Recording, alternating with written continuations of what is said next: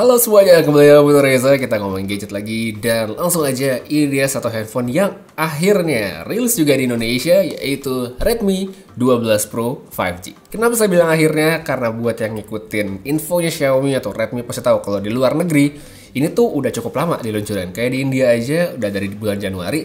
Tapi nggak apa-apa, lebih baik telat daripada nggak sama sekali. Seperti biasa, buat yang penasaran sama harganya, Redmi 12 Pro 5G yang saya review sekarang ini adalah yang varian 8256 yang mana harganya 4 jutaan.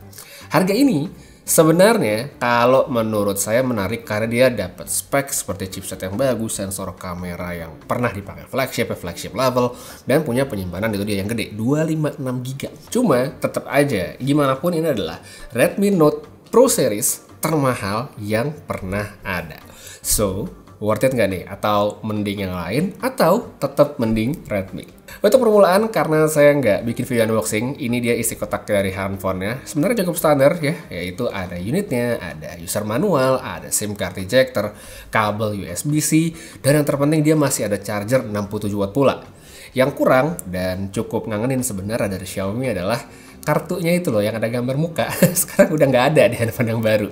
Tapi di luar itu semua udah lengkap isinya. Dilihat dari bagaimana Xiaomi nge-branding produk barunya, aspek kamera kayaknya emang yang paling ditekankan di sini. Wajar sih, karena memang secara spek di atas kertas ini tuh kelihatan sangat menarik, dan setelah saya tes emang oke sih hasil kameranya. Meskipun ada kekurangan pastinya, nggak bisa dihindari. Tapi ntar deh, saya bahas di belakang karena bakal agak panjangan. Jadi saya lanjut dulu untuk bahas bagian yang lain. Untuk unit review yang saya pakai sekarang ini adalah Redmi Note 12 Pro 5G dengan warna biru. Dan kalau saya throwback sedikit ngebandingin sama Redmi Note 11 Pro yang tahun lalu yang pernah saya review dan sama-sama warna biru, ini udah beda banget dari finishing dan looks, pokoknya beda. Dan saya sih jelas lebih suka yang ini. Material yang dipakai buat cover belakangnya adalah kaca alias glass dengan frame berbahan polikarbonat alias plastik. Build quality-nya pasti pegang, kalau menurut saya udah terasa cukup solid, nggak berasa ringkih di tangan, jadi ya udah nggak perlu khawatir. Secara dimensi, ini sebenarnya bisa dibilang cukup standar ya untuk perangkat masa kini, tapi standar yang gede. Kalau saya bandingin dengan handphone besar lain, seperti contoh kayak Galaxy S23 Ultra, itu selisihnya ternyata nggak terlalu jauh meskipun ya masih sedikit lebih kecil. Jadi buat yang berminat sama handphone yang kecil, ya pertimbangkan banget soal yang ini. Kita lihat ke samping-sampingnya, di sini dia ada tombol power, terus ada tombol volume juga ya. Nah, BTW tombol power ini ngerangkap sensor sidik jari. Terus di bagian atas dia ada infrared, dia ada jack audio, ada speaker. Bagian kirinya kosongan aja, sedangkan di bagian bawah dia ada speaker, ada port USB-C dan slot SIM card. Nah, untuk slot SIM cardnya ini dia modelnya dual nano ya, jadi tidak ada tempat untuk micro SD. Tapi wajar karena kapasitas internal sendiri itu udah gede. Abis itu untuk speakernya ini juga menurut saya menarik ya, karena dia nggak cuma ada dua speaker, tapi speaker satunya lagi, khususnya yang bagian atas itu bentuknya speaker. Jadi kalau beberapa mitra ini kita lihat speakernya itu yang kedua biasanya kan nyelip di bagian earpiece. Nah, Xiaomi nggak kayak gitu. Dan menurut saya ini bagus banget. Oh ya, untuk suaranya di sini juga udah kenceng ya, dan teramat sangat cukup sebenarnya untuk dipakai sehari-hari. Udah ada support Dolby Atmos juga. So kalau buat nonton kali aja lagi males ke TWS, lagi males pakai perangkat audio lainnya, yang segini sebenarnya udah bagus. Ngomong-ngomong soal nonton, berarti sekarang kita harus ngebahas soal layar nih. Resolusi yang dipakai standar sebenarnya aman, tapi di kelas mid-range yaitu Full HD+, dia punya refresh rate 120Hz pakai panel POLED serta DCI-P Tricolor Gamut untuk tampilan warna yang lebih kaya. Kecerahannya diklaim sama Redmi atau Xiaomi bisa sampai 900 nits, dan salah satu cara gampang untuk ukurnya adalah sebenarnya dipakai di luar ruangan saat matahari lagi cerah-cerahnya. Di sini ternyata layarnya masih bisa terlihat dengan baik sehingga tetap memudahkan untuk ngelihat ke layar. Nah, selain itu, dukungan HDR atau di HP ini konteksnya adalah Dolby Vision juga akhirnya kembali setelah sempat hilang di Redmi Note 11 Pro tahun lalu. Secara kualitas, HDR yang ada di sini emang nggak bisa kita samain nih sama HDR atau Dolby Vision di handphone kelas premium yang harganya 3-4 kali lebih mahal. Ada beberapa detail yang kurang sedikit pas saya pakai nonton di Netflix sama YouTube gitu. Tapi tetap, untuk sebuah handphone mid-range ini adalah sesuatu yang bagus banget. Nilai plus yang semoga bisa diikutin sama yang lain. Ngebahas soal handphone Xiaomi atau Redmi, tentu sebagian lain yang perlu kita cari tahu adalah performanya, dan ini pasti orang pada pengen tahu juga gimana chipsetnya dan segala macam. Di sini bagian chipset dipercayakan pada MediaTek Dimensity 1080, RAM-nya 8GB dengan storage yang besar tadi tanpa dukungan microSD. Baterainya 5000 mAh, lengkap dengan charger 67 watt yang bisa diandalkan untuk mengisi cepat. Daya tahan pemakaiannya kalau menurut saya udah lebih dari cukup buat nemenin pakai seharian. Meskipun saya nggak bisa lihat screen on time berapa, tapi kalau dihitung kasar ini udah lebih dari 7-8 jam. Software yang dipakai udah MIUI 14, tapi sayangnya basis Android-nya itu masih Android 12 ya. Sama seperti yang sempat saya bahas sebenarnya di reviewnya Poco X5 5G yang lalu.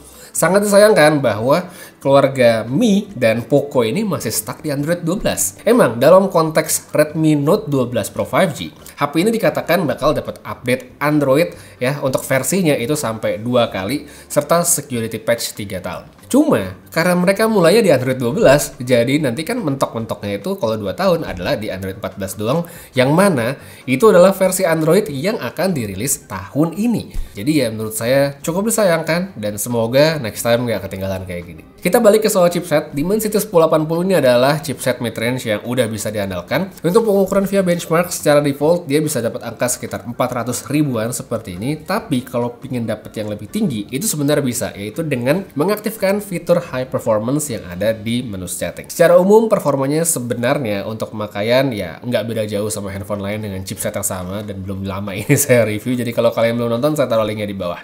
Perangkat ini sebenarnya udah jelas lebih dari nyaman untuk digunakan sehari-hari dengan berbagai macam jenis intensitas pemakaian, macam-macam ya, mulai dari yang ringan kayak saya buka sosial media sampai main game, mungkin ngedit video ya, itu semuanya udah bisa. Nah, sedikit spesifik buat gaming, salah satu kelebihan dari Redmi itu adalah optimasi settingan pada beberapa game tertentu yang mana ini ternyata cukup populer. Contoh yang bisa langsung saya lihat adalah kayak di Mobile Legends, di mana setting grafik dan FPS yang tinggi itu terbuka dan bisa dipakai. Di handphone lain dengan chipset yang sama, settingan ini tuh nggak ada. Performanya juga bagus pas dipakai dan ternyata lancar saat dimainin. Tapi yaitu cuma di Mobile Legends doang sih yang saya temuin. Sedangkan kalau di game lain, ya kayak yang saya mainin setiap hari tuh kayak Marvel Snap, sekarang ya maksimal medium 60 aja.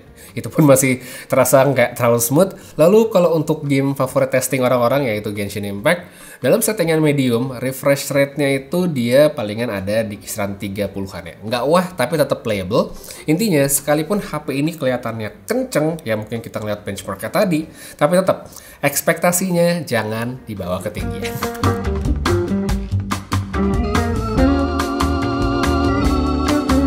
Kamera, ya ini dia selain performa menjadi bagian yang selalu menjadi andalan Redmi dari tahun ke tahun. Di edisi kali ini Redmi ngebawa specs yang di atas kertas kelihatan sangat-sangat menarik dengan sensor flagship grid ya sebutannya IMX766, resolusi 50 megapiksel, dia ada OIS-nya juga, terus ada ultra wide serta lensa makro, dan satu lagi untuk kamera depannya 16 megapiksel. UI dan mode foto yang dibawa sebenarnya standar MIUI ya, jadi buat yang udah familiar dengan handphone seperti ini ya mestinya sih udah pada tahu ya ada apa aja.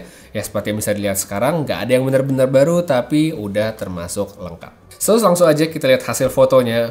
Untuk sebuah handphone di kelas 4 jutaan, Redmi 12 Pro ini emang kelihatan impresif. Salah satu karakteristik yang saya lihat di sini adalah handphone ini seperti mencoba meminimalisir processing yang mungkin dianggap nggak perlu. Hasilnya adalah foto yang kelihatan lebih natural dan seperti tidak ada parameter yang terlalu menonjol. Ketajamannya oke, detailnya dapet, dynamic range juga cukup meskipun ya bisa kurang juga ya, hit and miss seperti biasa kayak handphone mid range. Kehadiran lensa ultrawide juga ngebantu banget untuk pengambilan lebih lebar, meskipun kalau kita ngomongin dari segi detail ya jelas kalah dengan lensa utama. Tapi tetap sih ini bagus banget, jadi ya oke, nggak di skip sama Redmi.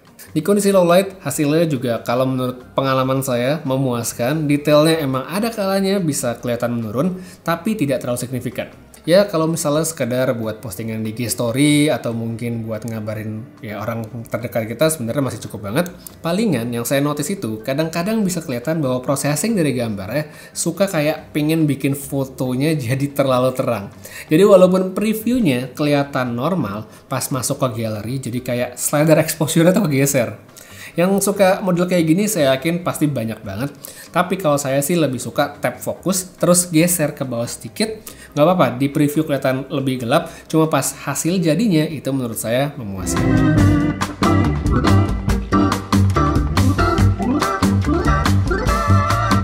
Lanjut ke kamera depan, hasilnya juga menurut saya oke ya. Bukan yang paling spektakuler, tapi cukup banget untuk pemakaian, baik itu terang maupun low light. Low lightnya juga ya jangan yang gelap banget ya, karena kalau di tahap wajar hasilnya masih oke. Lanjut ke soal videonya nih. Nah ini dia bagian yang menurut saya perlu banyak ditambal. Resolusi maksimal di video kamera belakang itu sebenarnya dia bisa sampai 4K 30 fps, sedangkan di depan itu 1080 60 fps. Pertama, kalau ngomongin detail dan ketajaman ya, di kondisi handphone lagi bener, sebenarnya bagus. Tapi saya juga bisa ngeliat kadang ada lucunya nih AI videonya. Coba perhatiin deh nih warna daun di video sekarang. Bisa berubah-ubah gitu, padahal cuma digeser dikit doang.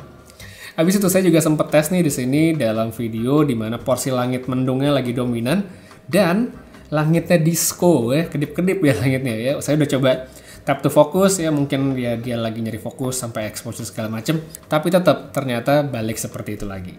Next, untuk stabilisasi, kalau di resolusi 4K ini tuh dia ngandelin OIS saja, jadi efek guncangan dari tiap langkah kita masih kelihatan selama ya jalannya kayak orang normal. Kalau kita pindahin ke 1080 30 fps, ini stabil banget karena AIS-nya ikut aktif. Cuma di settingan ini juga kualitas processingnya kelihatan ada penurunan sehingga kualitas dan ketajamannya terlihat berkurang. Kayak semuanya parameter tuh turun aja kalau dibandingkan sama yang 4K. Jadi kalau menurut saya kalau cari ketajaman pakai aja di resolusi 4K seperti ini. Oke, jadi sekarang kita ngetes untuk kamera depannya dari Redmi Note 12 Pro yang 5G. Ini outdoor siang hari yang sangat terik, akhirnya ada matahari juga dengan langitnya biru. So kalau buat dynamic range ya kita bisa lihat, nah itu warna langitnya di bagian belakang.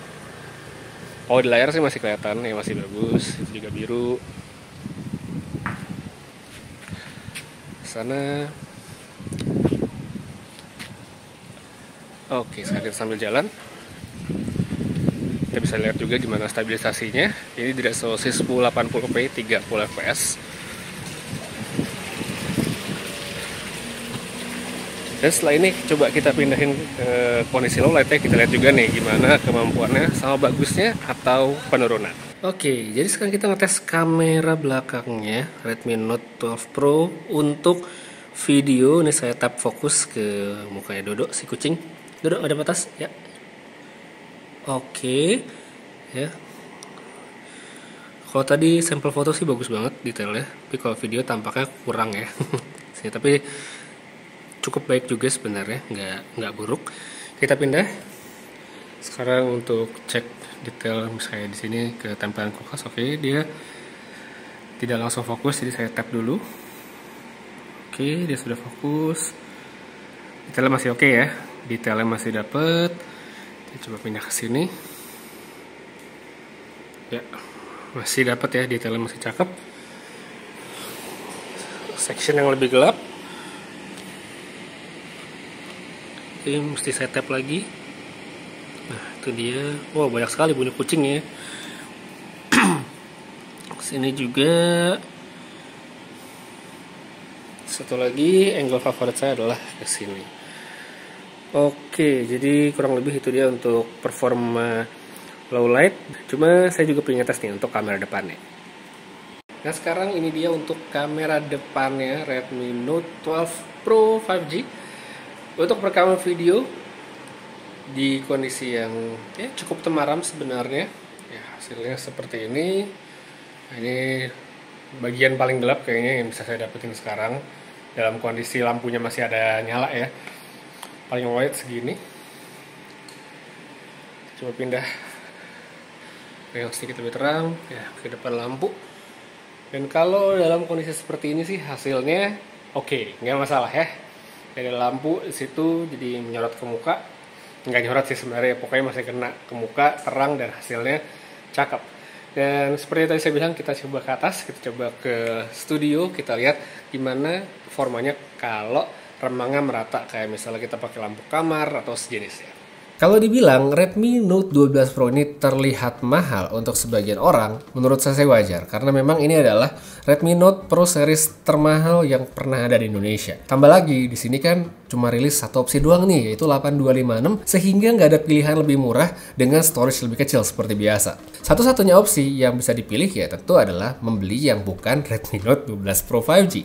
Entah beralih ke yang versi 4G aja, atau sekalian beli yang bukan versi Pro. Harga ini kalau menurut saya jadi krusial, karena selama ini kan yaitu dia harga selalu menjadi nilai jual dibanding kompetitornya. Kalau menurut saya sebenarnya angka yang dikasih sekarang di handphone ini, meskipun kelihatannya agak tinggi bagi sebagian orang, tapi tetap menurut saya juga bagus karena dikasih juga ya lebih gitu. Seperti contohnya kapasitas penyimpanan 256GB ya. Tahu sendiri kan kalau kapasitas penyimpanan itu selalu menjadi satu aspek yang membedakan harga setiap produknya. Untuk performa handphonenya sendiri sebenarnya bagus, baterainya cukup, kamera buat foto juga bisa diandelin. Kekurangan ya menurut saya adalah soal software yang ketinggalan sekali versinya, dan optimasi video yang masih sangat perlu banyak ditambal. Ini paling banyak sih menurut saya karena videonya ajaib. Kalau dua hal tersebut menurut kalian tidak menutupi kelebihannya, ya paling nggak dari sisi user, silakan dibeli karena handphone ini sangat menarik. Kalau mau sabar nunggu update ya juga bisa, cuman ya kita tidak tahu kapan bakal diupdate dan apakah update tersebut akan menyelesaikan masalah atau tidak. Ya cuman nanti kalau udah rilis kita baru tahu. So, dengan itu semua, menurut kalian gimana? Apakah mending Redmi atau mending yang lain? Silahkan tulis pendapatnya pada kolom komentar di bawah. Untuk sekarang kayak segitu aja dulu review tentang Redmi Note 12 Pro 5G. Makasih banyak nonton sampai habis. Pamit, sampai ketemu lagi di video berikutnya, dan seperti biasa, have a nice day.